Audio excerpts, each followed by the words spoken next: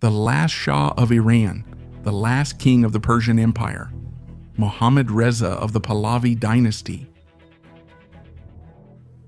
The king of the Pahlavi Dynasty. The king of the Pahlavi Dynasty, the king of the Pahlavi Dynasty, on my side, the king of Iran, and of my people, King Pahlavi.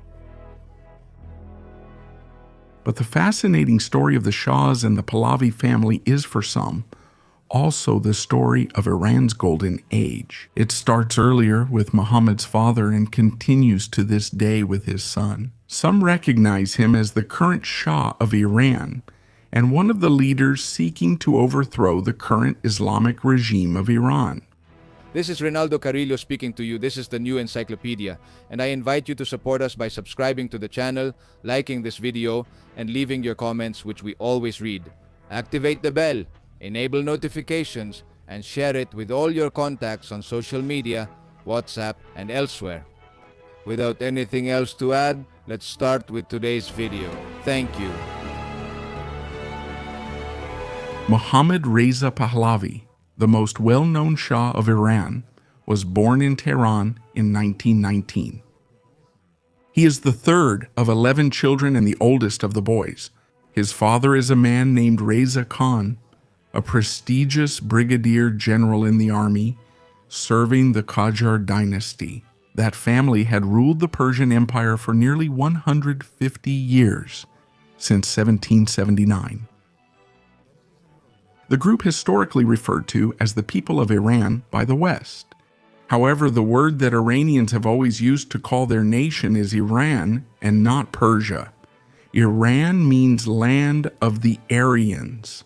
For this reason, the first Shah of the Pahlavi dynasty in 1935 was the one who asked the international community for the first time that his country be called Iran and not Persia. The patriarch father Reza Khan, although the least known of the latter, was the founder and first Shah of the Pahlavi dynasty, a family, it should be noted, that will be Shia Muslim, with a distinguished career in the armed forces and combat experience in multiple conflicts. In 1921, Reza Khan carried out a coup d'etat against the king of Iran, the emperor of the Qajar dynasty, that is, the then Shah of Iran. For the coup, he used only 3,000 men and 18 machine guns, and with that, he managed to take effective control of Tehran. The coup, it should be said, was accompanied by British support. Well, it happened after several years in which much of the Iranian state had become a battleground for foreign powers. In the context of World War I and later the Russian Revolution, Iran ended up being de facto occupied by British troops and other areas by the Bolsheviks, with Iran facing a huge problem that had not been solved until the time of the coup d'etat. But it wasn't until 1925 that the Shah of Iran, the Qajar monarch, was officially deposed. At that moment, the equivalent of a constituent assembly appointed General Reza Khan as the new Shah of Iran. Although his initial desire was to establish a republic, he was elevated to the royal throne, where he also had to adopt a royal surname, changing his name from Reza Khan to Reza Pahlavi, thus founding the Pahlavi dynasty, a previously non-existent surname derived from ancient Persian. So Officer Reza Khan? Not only is he going to overthrow the political regime and found a new, equally hereditary regime in Iran, but without coming from the aristocracy, this man will manage to elevate his family to the rank of monarchical nobility. It's worth noting that Shah was the word for king that was always given to the monarchs of the Persian Empire. In fact, the official full name was Shah Khan Shah, which means King of Kings. So going back to the history of the Pahlavi dynasty, the son of Reza Pahlavi, who was called Muhammad, is the most well-known of the Shahs in the West. He was 2 years old when his father carried out the coup d'etat, and he was 7 years old when his father was proclaimed king of Iran in 1925, at the same time that Muhammad was proclaimed crown prince of the imperial state of Iran. So he would be raised from a very young age among the palaces and imperial courts of that Persian civilization, under the strict and dominant character of his father and the assertive and nurturing character of his mother, who was also very devout and practiced all kinds of rituals and supernatural protections, ever since he was very young and consciously so. The Shah of Iran would have a very formal and strict relationship with his son Muhammad from a very young age, and Muhammad was aware of this from early on. Throughout his life and reign, he alternated between detachment and displeasure toward his father, and moments of love and admiration. A crown prince who was also raised amid total adulation and constant luxury. The prince, people of Iran, whose history is key to understanding the region today, have hosted some of history's greatest empires, like the famous Persian Empire, whose first empire was founded in the 500s before Christ. Officially known as the Achaemenid Empire, the Iranian people followed Zoroastrian beliefs, among others, but by 600 AD, it was conquered by the Arab Muslims. From then on, Shia Islam was established and developed as a substantial part of the identity of the majority of the Iranian people, to the point that many centuries later, Iran became, for a long time, the nation with the highest concentration of Shia Muslims in the entire world.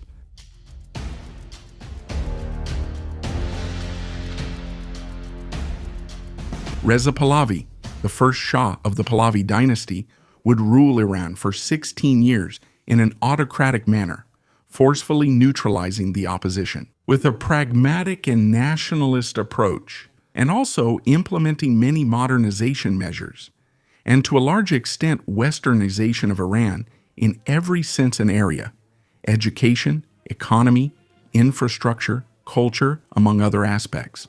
The same approach that his son Muhammad would later adopt. Was his father inspired? Largely by Ataturk's model in Turkey, a model that was liberalizing, secularizing, and aimed to erase tribal castes. By unifying the nation under a single strong authority, Reza Pahlavi I set out to deepen the unification of Iran at the state level, also reclaiming much of the shared historical legacy of the Iranian nation. At the same time, he was dealing with the previously mentioned problem of British and Soviet presence and influence within Iran, even in the 1920s, from his government's earliest years. The first of the Pahlavi dynasty would have his first problems with the clerics and ayatollahs of Iran. In that conservative Persian society, tensions that would persist until today, which then begin, to give just one example, when the Shah takes several measures back in 1926 that prohibit some of the restrictions that women had in certain areas. Also, at that time, wearing the hijab started to be discouraged. These reforms, which were liberal and secularizing in nature under the first Pahlavi, were seen as contrary to Islamic tradition, which was deeply rooted in Iranian society. The Shah, Reza Pahlavi. During his 16 years in power, he also confiscated a large amount of land from his enemies and adversaries. And in addition, he maintained a strict secret police and armed forces, which increasingly became his main and only support. During his 20s and 30s, his son, the crown prince, was increasingly trained by officers selected by his father, as well as by the old monarchical structure. Then, he would spend his adolescence sent to receive a French European education in Switzerland for about 5 years afterwards. He returned to Iran to continue his training and active work at the Tehran Military Academy. Then he would spend his adolescence sent to study French European education in Switzerland, and then return to Iran to continue his training there, and now active work at the Tehran Military Academy. In this process of technical modernization of Iran, under the first Pahlavi, many foreign engineers and scientists were hired, but especially Germans, and they would be trained. In general, excellent relations with Adolf Hitler's Germany, making Germany Iran's main trading partner on the eve of World War II, a brotherhood between Aryan nations. That's why Iran tried to remain neutral when World War II broke out in 1939. This despite British pressure to declare in favor of the Allies. When the war begins and the political situation inside Iran becomes more tense, the Shah's relationship with his son Mohammad becomes closer. There's frequent consultation and ongoing work. Thank you. During World War II, the Shah refused to take several measures against the Germans in Iran. In 1941, Persia was invaded by Great Britain and the Soviet Union in a joint alliance. The Iranian armed forces have no way to resist and collapse in a humiliating way.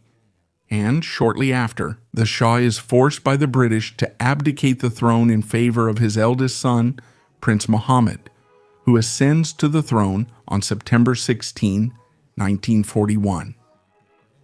The patriarch of the Pahlavi family is offered his life and for his family to remain in power in exchange for signing the abdication and going into exile, where he dies a few years later, banished from his homeland. While the British preferred a Qajar family member as Iran's new monarch, they accepted Muhammad as king because he was the only viable choice. And after he committed himself on September 17, 1941, thus swearing in Mohammad Reza Pahlavi as the new Shah of Iran, he was then received with great enthusiasm by the masses when he returned to the royal palace. Since then, the Iran of Reza Pahlavi's son would actively cooperate with the Allies in the World War and beyond. In other general terms, especially with Great Britain and with the emerging hegemon, the United States, Iran would continue to have a Soviet troop presence for 5 more years, until 1946. Right in those first days of his reign, his wife and queen consort Fesliyan, who was also a princess of Egypt, would leave her husband. Completely disappointed with her marriage to the Shah, as well as his affairs, which were not really a big secret, the divorce was finalized in 1948. A new era begins for Iran as Shah Pahlavi goes on to rule for nearly 40 years, 38 to be more specific, and his regime would be marked by many interesting aspects, just like his father's. He would lead an autocratic, modernizing, and westernizing government with nationalist elements, where he would seek to concentrate as much power as possible in the nation and forcibly neutralize any political movements that opposed him. The Iranian political map was complex, marked by strong monarchist, Islamist, military conservative, communist, and nationalist groups, among others, with the latter two, nationalists and communists, being the first to be persecuted.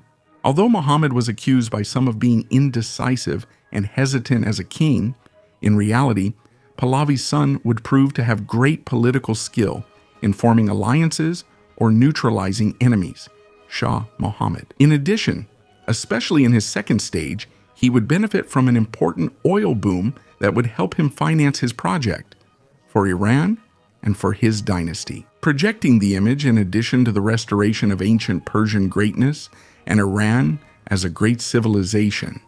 In the 1960s and 1970s, under the direction of the Shah, major infrastructure projects were carried out and the living conditions of Iranians improved, generally speaking, not without social problems. And alongside this improvement, marginalization and poverty grew in Iran's urban centers, especially since the 1960s.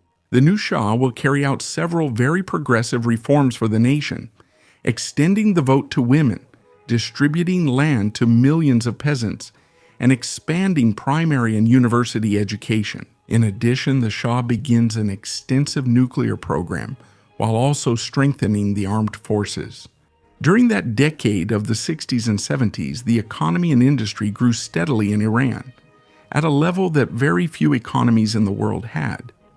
And in other areas, meanwhile, Shah Mohammad promotes Iran's ancient history to unify the Iranian nation beyond its Muslim identity. Westernizing modernization of the country was also advancing at full speed, in areas ranging from architecture to cinema and the educational system. And he seeks to incorporate Iran as a definitive part of the so-called Anglo-Western bloc.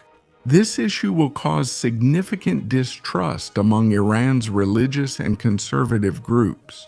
But let's go back to the early 1950s, when Shah Mohammad Pahlavi had his second marriage in 1951 with Soraya, who belonged to the provincial nobility of Iran. However, because the woman was allegedly infertile, this marriage could not produce children. In the early 1950s, the nationalization of oil began in Iran. It was led less by King Mohammad and more by Prime Minister Mossadegh, who was elected by parliament, a very popular man in Iran who led a nationalist movement. Thus, in 1951, Prime Minister Mossadegh and the Iranian Assembly nationalized the main Iranian oil company, which was British-owned. It was also a key pillar of the United Kingdom's economy, and its loss would cause a crisis. The CIA, led by Alan Dulles, and the British government agreed to begin operations to get rid of him. The Iranian Prime Minister and his nationalist groups secretly offered Shah Pahlavi $1 million in support so that he would cooperate in the removal of the Prime Minister. Though it takes time, the Shah eventually agrees to sign the document, removing Iran's Prime Minister. Thus, in 1953, a coup d'etat began within Iran against the Iranian Prime Minister. Shah Pahlavi's troops failed to carry out the coup, forcing the Shah to flee Iran in humiliation, all the way to Rome. But luckily for him, just a few weeks later, a second attempt to overthrow Prime Minister Mossadegh takes place, just like the first one, strongly supported by the CIA and the British. This time, the Shah achieves his goal after spending time in Italy enjoying parties and women. He returns to the throne in Iran with a new prime minister who was trusted by the Anglo-Saxons, General Fasola Seri. And with Mohammad Pahlavi's position as king of Iran consolidated, he also immediately neutralized all the rebellious nationalists. Thank you.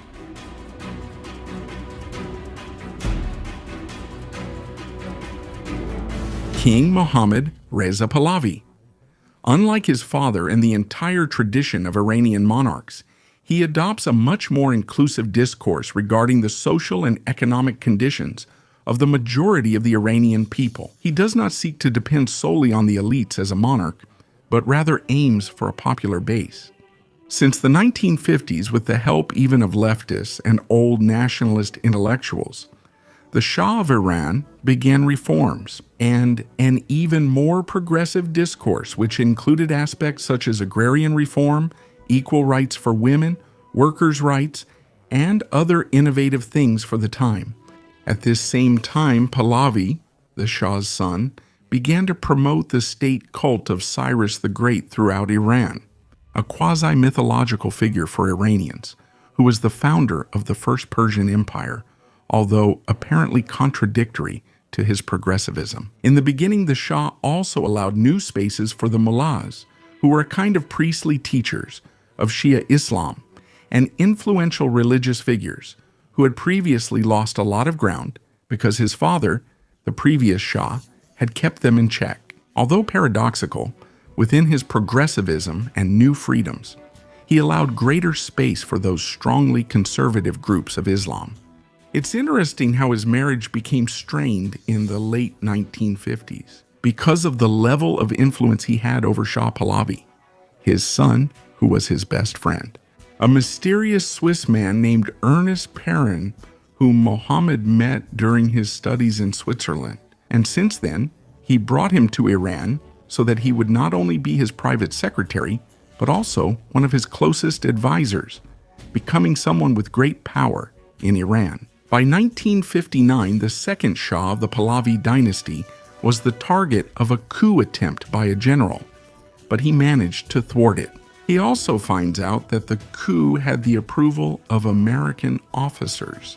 But despite these events, the Shah will maintain his alliance with the Americans almost throughout his entire government, to the point that it cost him a strong Soviet campaign against him.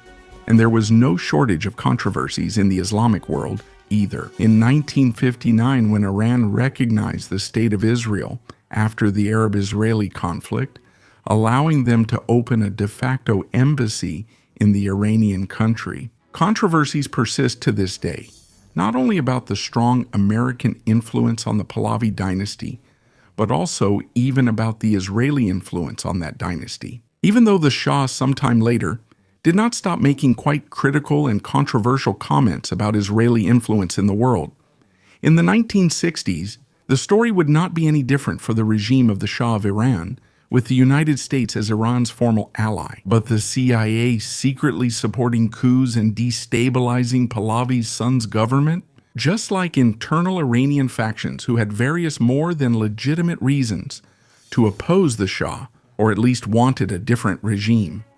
It's worth mentioning that in 1957, King Mohammad created the famous Savak, which served as the Shah of Iran's secret police. It was very close to the CIA and became one of the most feared institutions in all of Iran, with thousands persecuted, executed, or tortured.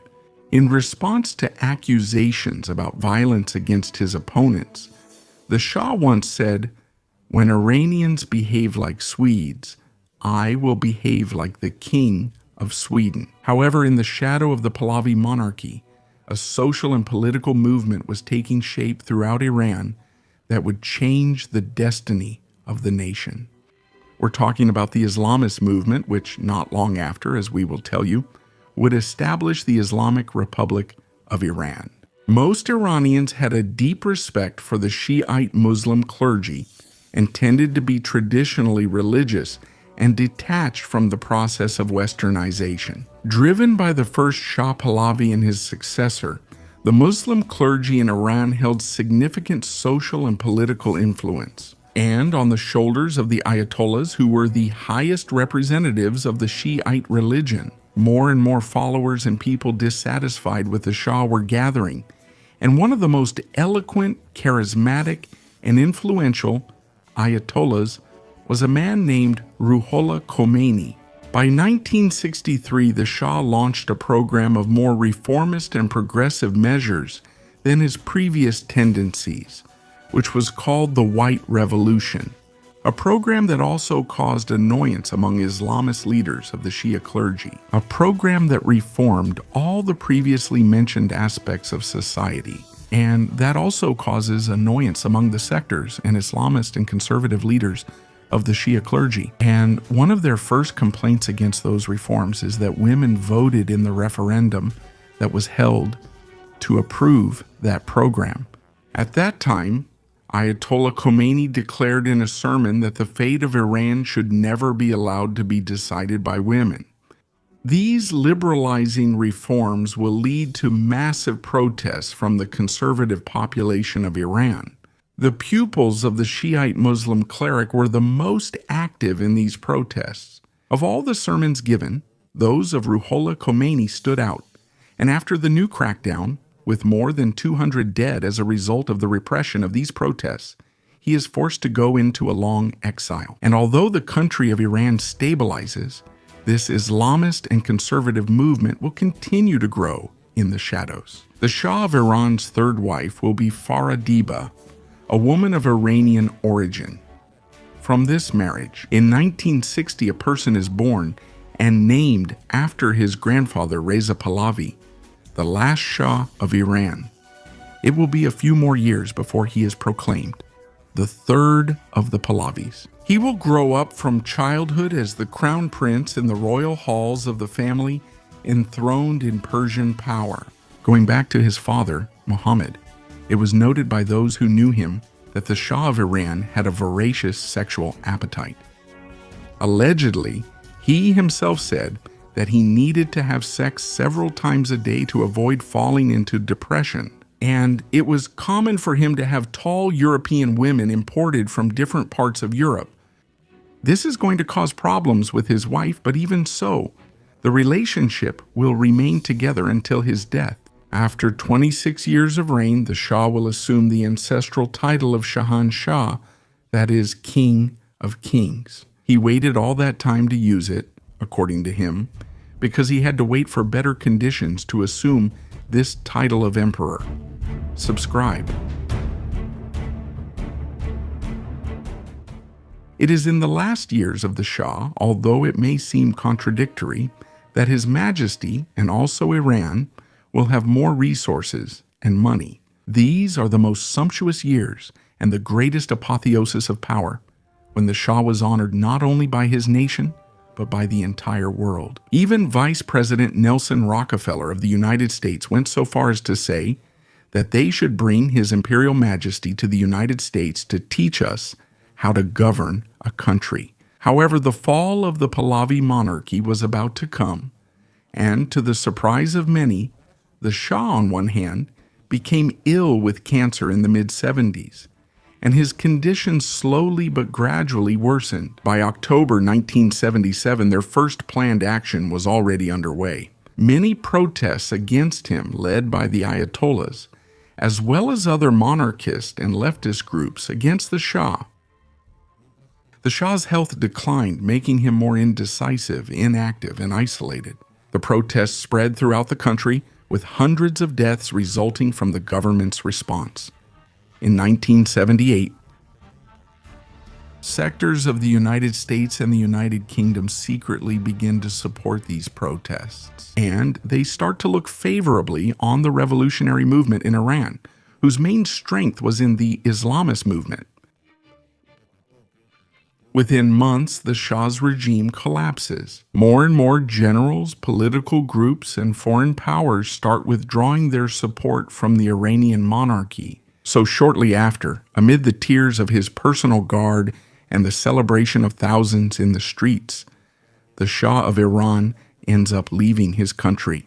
On January 16, 1979, a new era and process began in Iran, and within months, the monarchy and its movement will displace the other leaders of the other political groups in Iran, and will dissolve the monarchy to establish the Islamic Republic of Iran, a new theocratic-style regime, quite unique in its kind, and one that will persist to this day. Amid multiple controversies and accusations, during this exile, Shah Pahlavi will travel around the world from Egypt to Morocco, Bahamas. His life will continue to be in danger due to persecution by agents of the Ayatollahs and assassination attempts. His presence in the United States will cause the famous hostage crisis in Iran. Although the reality is that the United States didn't really welcome him, and in fact the United States asked him to leave the country.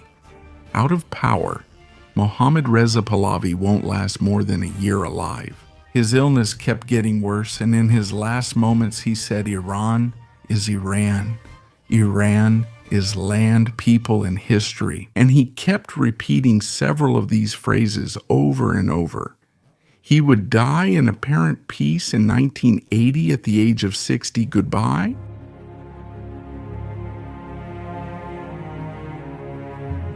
This is when Iran's monarchist groups enter the picture. His heir, his son, Reza III of the Pahlavi, raised among the highest elite of Tehran in a private school created by his father for Iranian royalty. Then he goes on to train as a military pilot, just like his father in his upbringing. He will always view himself as the secure successor to a vast resource empire. But at 19 years old, training as a pilot in the United States, he will learn about the overthrow of his father, the King of Iran, and will immediately leave to join him. The following year, as we said, in 1980, his father passes away, and Reza Pahlavi, the son, will be proclaimed in exile, with the monarchy's remaining support in Iran, as the new Shah of Iran being only 20 years old and now changing his name to Reza Shah II.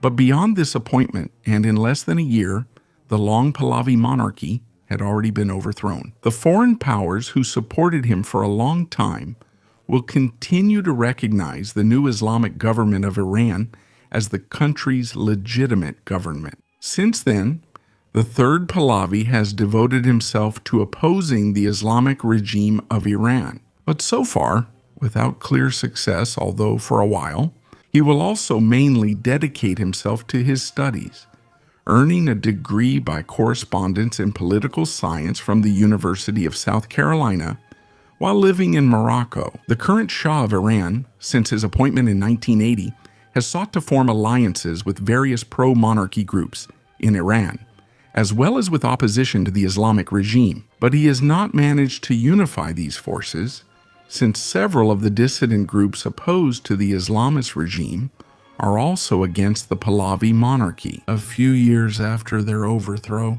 there have been attempts supported by Israel and the United States, or rather coordinated by them, to carry out a coup in Iran and reinstall the Pahlavis. But this, as is evident, has not been successful to this day, says the third of the Pahlavis. He remains closely tied to the State of Israel, which has drawn criticism from the Iranian population. It was his father and grandfather, Reza Shah, who were more like strict kings of a monarchical system. Second, he has presented himself more as a defender of freedoms, democracy, and human rights. His image has gained notoriety with the protests of recent years in Iran, and during them, he has called for non-military support from foreign powers for the overthrow of the Islamic regime, as well as calls to the Iranian armed forces to create a new government. His main proposal has been the removal of the Islamist regime and for a new administration to pave the way for a referendum in the country so that Iranians can decide on a new model for their nation. But it has been reported that inside Iran, the third of the Pahlavis does not have a solid and organized group of people or a strong structure supporting him. Beyond the sympathies of minority groups in the population, President Donald Trump himself has said regarding the conflict in Iran that they are not certain that the current Shah Reza II has the necessary leadership to be able to take effective control of a government in Iran. And to a large extent, the heir Shah himself has accepted his role more as a symbol rather than as someone who truly has the real tools to achieve a break in Iranian power. In fact, some have claimed that several of the protest movements in recent years in Iran have actually lost some strength, with the current Shah's strong public support for them. Because of this, protests have been framed as being supported by foreign powers and by reactionary groups from the old Iranian monarchy, which many people do not support, even though they are also against the Islamic regime. Another problem for this dynasty, which is possibly in danger of extinction, is that Reza II, who has 3 daughters, has not yet managed to have a son. That's why there are quite a few people who believe, especially due to the lack of solid and organized support within Iran, that it will be impossible for Reza II to have a real government in Iran, and that, therefore, the Pahlavi dynasty could die with him for good. Today, Iran has spent years in a long, complex process marked by violence and internal and external wars. And there are many who remember the Pahlavi family as the leaders of the best era Iran has had in its recent history. Thank you all. I hope you liked the video and your support matters to us. By sharing content, commenting, liking, turning on notifications, and engaging with the channel overall. Thank you very much, everyone, and may God bless you.